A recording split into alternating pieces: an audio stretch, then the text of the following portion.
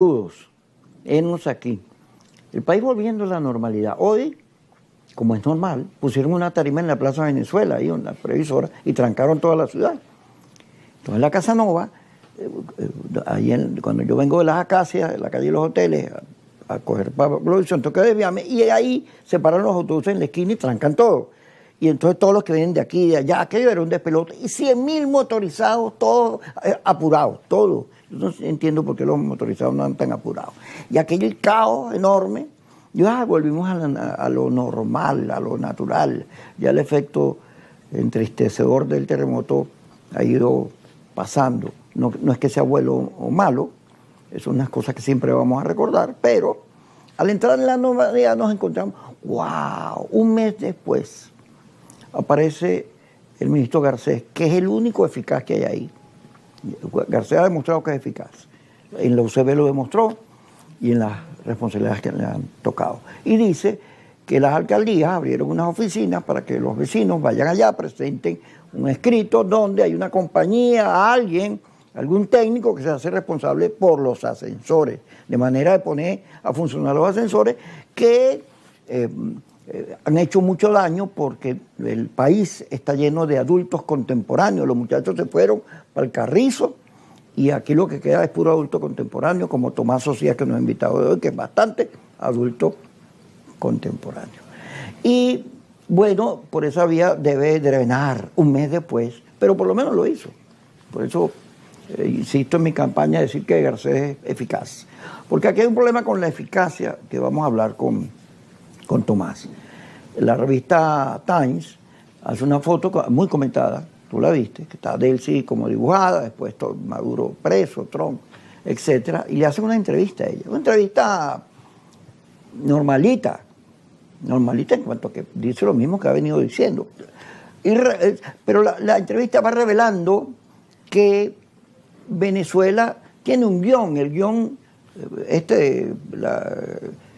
primero la estabilización, después no sé qué cosa y después elecciones. Tiene otro mantra. Ese mantra es el que origina que el día sábado, creo que es, sí, sábado, la Asamblea 2015, esa entelequia, se reúna con la Asamblea 2026, que tiene una falla de representatividad enorme, ¿no? Ahí debe ocurrir algo. Debe ocurrir algo y yo te voy a pedir, comenzar que me digas tú y tus contactos. Tomás tiene muchos contactos, hace un informe muy leído, muy respetado y está con nosotros para hablar de estas cosas. Por cierto que en España se prendió un zaperoco. En Marruecos salió la gente como si fuera de Venezuela, millones, y se metieron hacia España y escuché al primer ministro Sánchez hablar de nacionalismo, de la autonomía, de la independencia del pueblo español que está siendo vulnerada con este gentío que está entrando. Comencemos entonces, Tomás, ¿cómo ves lo de las dos asambleas estas? Lo de los ascensores es muy bueno, porque esa interpretación a los venezolanos de las normas, donde la mayoría de los edificios tienen problemas con los ascensores porque por una u otra razón no se dan el permiso, ¿no? Eso es una medida del ministro, de ese tipo de ministro que probablemente hace falta en el Ejecutivo. Marruecos empezaron a regresar algunos de los inmigrantes, algunos importantes números de los inmigrantes que pasaron, porque ahora tienen que acreditarse antes de volver a pasar otra vez otro pedazo que le corresponde, pero refleja, como tú dices, una situación. Venezuela no podemos entenderla. Esa ha sido mi experiencia, mi trabajo, sin que busquemos información en Washington, específicamente alrededor del presidente Trump, que es el socio estratégico mayoritario de Venezuela. Por eso es lo importante y a veces la población no lo entiende. Y cruzar con información en Venezuela lo más cercano posible a la presidenta encargada. Ok.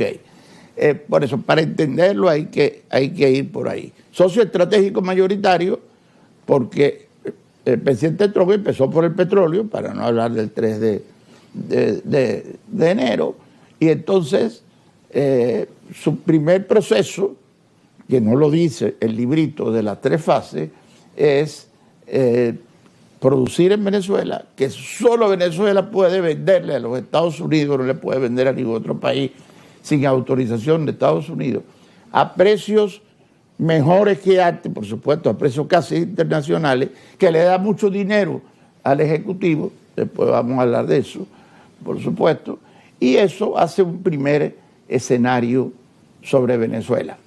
Presidente Trump, Marco Rubio, no solo secretario de Estado de origen latino, muy vinculado con los países de América Latina, y en Venezuela el alrededor de la presidenta encargada. El Times dice de que en Venezuela se está avanzando.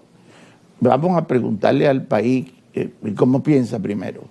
El 64% de la población, cifras de Estados Unidos originadas en Washington, señala que la economía no se mueve, que no se compra y se vende lo suficiente, que hace falta tomar medidas económicas que no dependen de las sanciones y que es necesario un sueldo básico, que el Ejecutivo no tiene dinero o recursos para poder emplearlo y que no se ha iniciado una reforma del Estado a meses de haberse creado una comisión para ello. Segundo, el 88%, casi el 65% de las cabezas de las empresas, de los grupos empresariales y líderes del país, piensan que estamos mejor como realmente hemos mejorado y estamos mejor, y casi el 90% es optimista con el futuro del país. Que eso no se disuelva en todo lo que vamos a hablar tú y yo hoy, porque hay que transmitirle optimismo a la población venezolana que dice, ya pasó tanto tiempo, son los mismos, estamos aquí y sin embargo no tenemos mejores condiciones económicas, y eso no es del todo así. En ese escenario creo que hay una equivocación, lo digo con absoluta responsabilidad de la información de la revista Time, en el sentido de que ve una faceta del proceso de Venezuela, y Venezuela tiene facetas. El petróleo, hemos pasado de 900 y pico, casi 1 millón que teníamos de petróleo finalizando el año pasado a principios de enero, a 1.300.000 casi, que vamos a terminar al día de hoy si acortamos la contabilidad. Los ingresos de Venezuela por el petróleo han venido aumentando de 600 millones de dólares en el mes de enero, entregados a la presidenta encargada, hasta llegar a 2.200 millones de dólares en el mes de julio, que se le va a entregar. Y el Ejecutivo además tiene 1.800, 1.900 millones de dólares de entrada adicional por los maravillosos impuestos, de los cuales vamos a hablar, que ha sido una de las aberraciones más grandes que ha habido en los últimos años, y después todos los aranceles y todo lo que cobra el Estado venezolano. En el área petrolera ha avanzado, indudablemente, el área petrolera ha crecido en Venezuela, el área petrolera ha sido un éxito del presidente Trump y de la presidenta encargada. Indiscutiblemente han tenido que hacer pasos de alcabalas en el camino, como por ejemplo colocar las mejores casas de auditoría para que se audite el proceso, aun cuando hay una investigación que se inició ayer en el Congreso de Estados Unidos sobre los fondos otorgados por el presidente Trump para Venezuela. No hay mucha claridad, no estoy diciendo que no existan claridades del todo en el tema de los fondos de Venezuela. Quédate ahí, que dijiste muchas cosas, vamos a ir desglosándolas, pero antes el corte.